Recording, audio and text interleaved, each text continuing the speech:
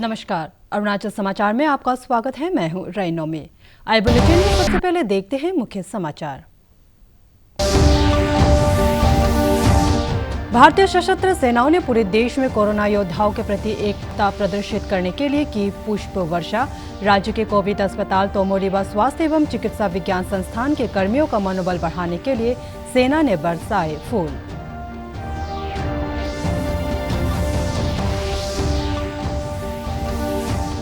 राज्य के दूसरे कोविड-19 डेडिकेटेड अस्पताल का ईस्ट सियांग जिले के पासीघाट में शुभारंभ। आयुष विभाग के north east institute of folk medicine में कोरोना मरीजों के इलाज के लिए सभी आवश्यक सुविधाएं उपलब्ध।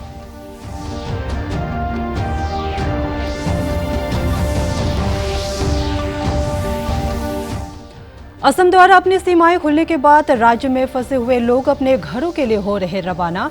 चेक पोस्ट पर की जा रही है लोगों की स्वास्थ्य के जांच और सोशल डिस्टेंसिंग का पालन करते हुए बसों में कर रहे हैं यात्रा।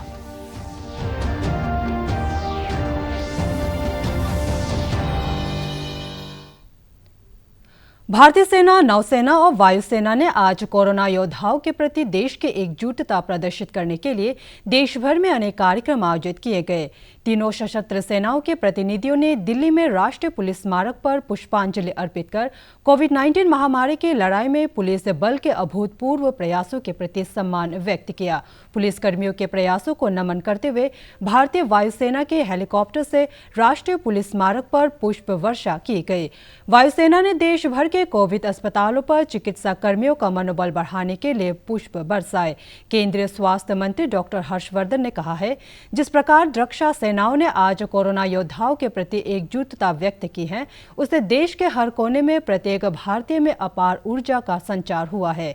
एक ट्वीट में डॉक्टर हर्षवर्धन ने कहा कि हमारी रक्षा सेनाओं की तीनों शाखाओं के शानदार प्रदर्शन ने कोविड-19 महामारी से लड़ने में हर एक भारतीय को एकजुट किया है। एम्स नई दिल्ली के निदेशक डॉक्टर रणदीप गुलेरिया ने सशस्त्र बलों के प्रति आभार जताया है।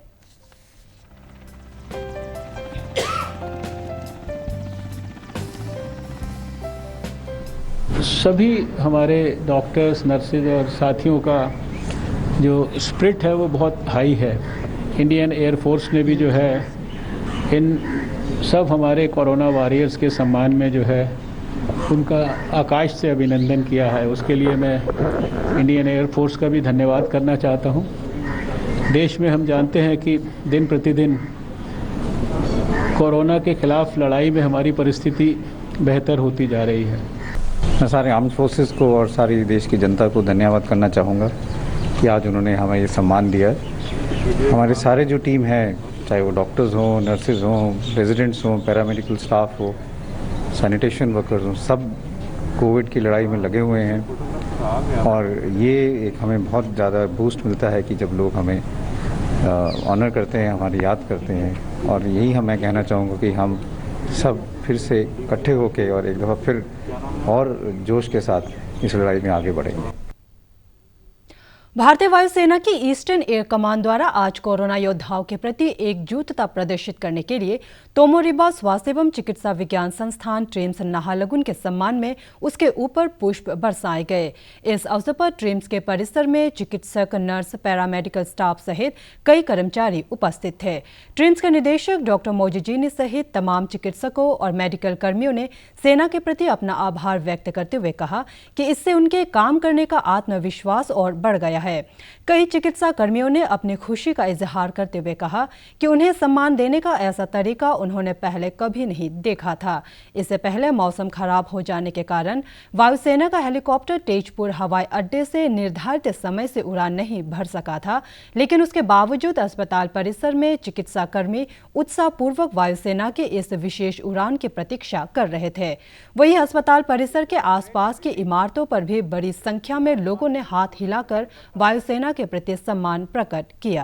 अच्छा फीलिंग और क्या हो सकता है? तो I think all my colleague doctors will I suppose give their reactions, but मुझे तो बहुत अच्छा लगा। मुझे तो बहुत खुश हुआ। कभी ऐसा सोचा भी नहीं था कि हमारे डॉक्टर्स को ऐसा रिस्पेक्ट मिलेगा। तो बहुत बहुत धन्यवाद सबको। Nice to see that normally we worship our army people, our uniform people, and they are showering us with the flowers. So it's a great gratitude on them to take care of the health workers also. Thank you. I'm very thankful to the Indian Air Force for showing just a good gesture, and so the community also will understand that Air Force can do this thing, and community also can look forward to have a good gesture with the medical professionals who are working for the COVID. Honoring the COVID warrior. And earlier we used to honor those people who were working in the borders, defending us, the armed forces. Now it's just the opposite. It really is a great experience.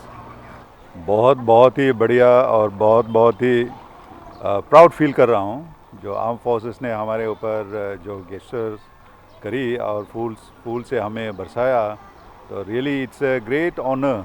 देख रहे हैं आप यहाँ मेरे साथ medical doctor community के लोग, बाकी बहुत सारे पैरामेडिकल स्टाफ्स। अब से कुछ देर पहले यहाँ जमावाड़ा था और यहाँ चारों ओर फूल दिखाई पड़ रहे हैं।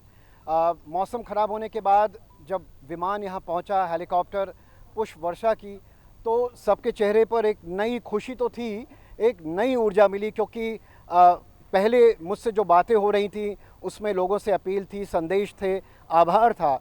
लेकिन जब पुष्प वर्षा की वायुसेना के विमानों ने, उसके बाद जो रिएक्शन था वो बिल्कुल दूसरी तरह का था।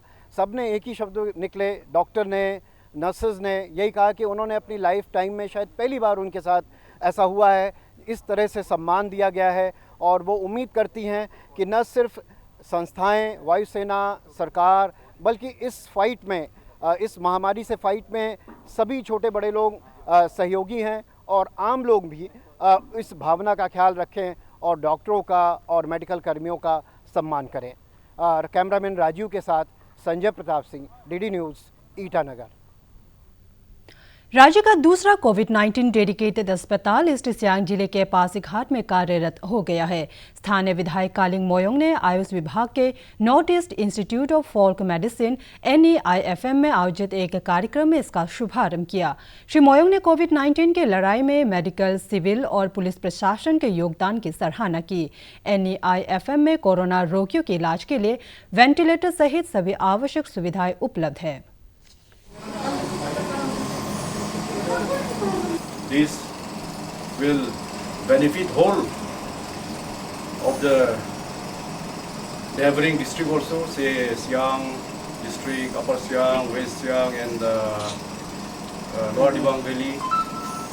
So it's a privilege that Joint Director Health Service under District Administration, DC Madam, DMO, all the medical teams, they are fully ready, but the citizen also have certain responsibilities. We have to wear masks, we have to keep our social distance. As of now, we can say that our ICU is fully equipped, and if any COVID positive patient comes, I personally hope not, but still if it comes, then we are ready for it. प्रधानमंत्री नरेंद्र मोदी ने कल एक महत्वपूर्ण बैठक में वित्तीय क्षेत्र और आर्थिक वृद्धि को बढ़ावा देने के उपायों पर विचार विमर्श किया। केंद्रीय वित्त मंत्री निर्मला सीतारमण और अन्य अधिकारियों के साथ बैठक में श्री मोदी ने सूक्ष्म, लघु और मध्यम उद्यम मंत्रालय और किसानों को सहयोग देने के उपायों तथा नकदी और ऋण प्रवाह बढ़ाने की रणनीति पर चर्चा की। कोविड-19 को देखते हुए वित्तीय स्थिरता सुनिश्चित करने तथा जल्द से जल्द व्यापार की सामान्य स्थिति बहाल करने के उपायों पर भी विचार हुआ। श्रमिकों और आम लोगों के हितों के लिए प्रधानमंत्री ने व्यवसायों को सहयोग देकर रोजगार के अवसर बढ़ाने पर बल दिया। श्री मोदी ने कॉरपोरेट प्रशासन, ऋण बाजार और बुनियादी क्षेत्रों में महत्वपूर्ण सुधारों को मजबूत करने की आवश्यकता बताई। प्रधानमंत्री ने नई ढांचागत परियोजनाओं का कार्य शुरू करने और कोविड-19 के असर से प्रभावित कार्य में तेजी लाने को कहा, ताकि रोजगार के अवसर बढ़ाए जा सके। केंद्रीय स्वास्थ्य और परिवार कल्याण मंत्रालय की ओर से जारी आंकड़ों के मुताबिक पिछले 24 घंटे में 2644 नए मामले सामने आए हैं और 83 लोगों की मौत हुई है, जो अब तक एक दिन में सर्वाधिक मौत है।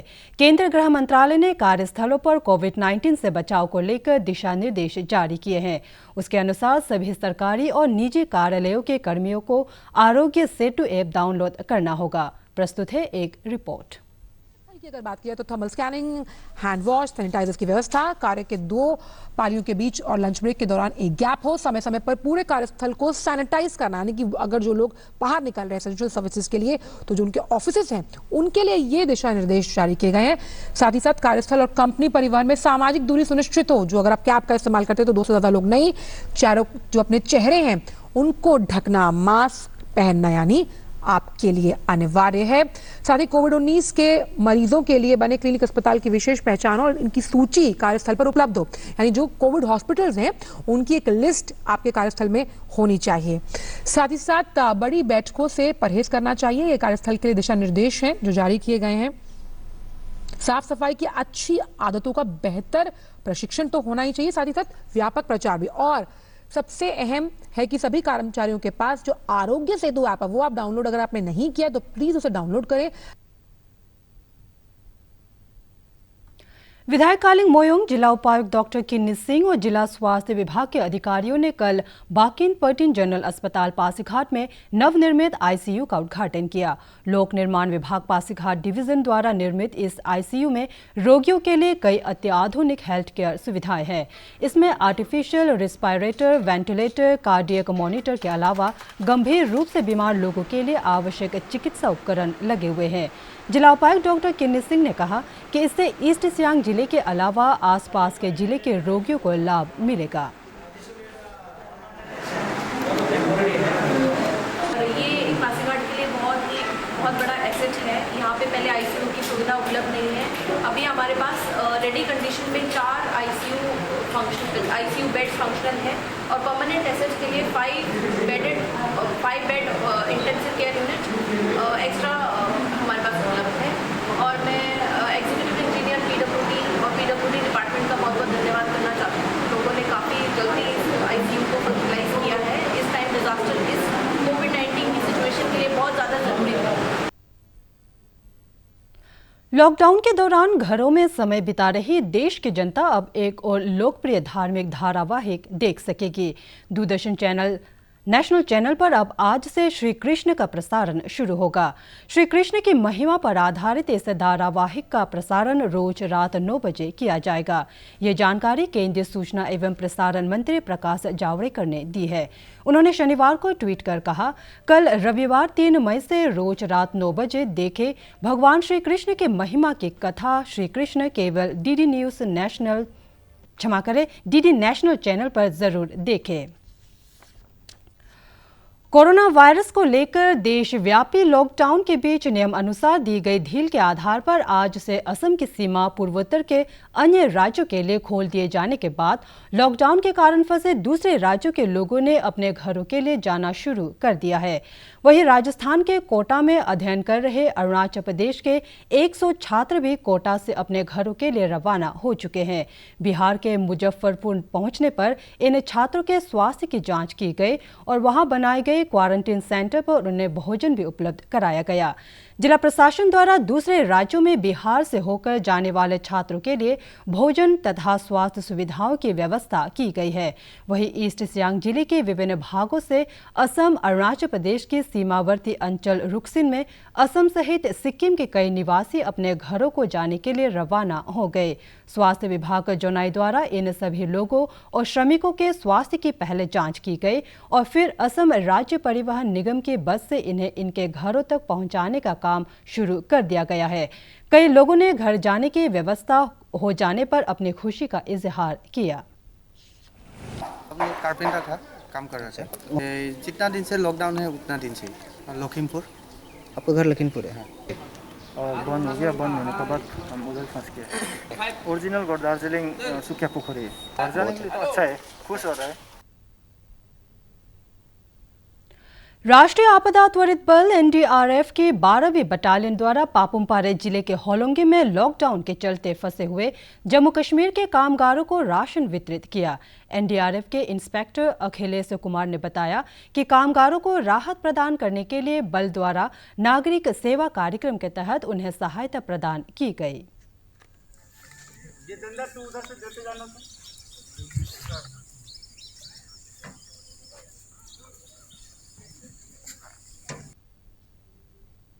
अरुणाचल समाचार के आज के अंक में इतना ही।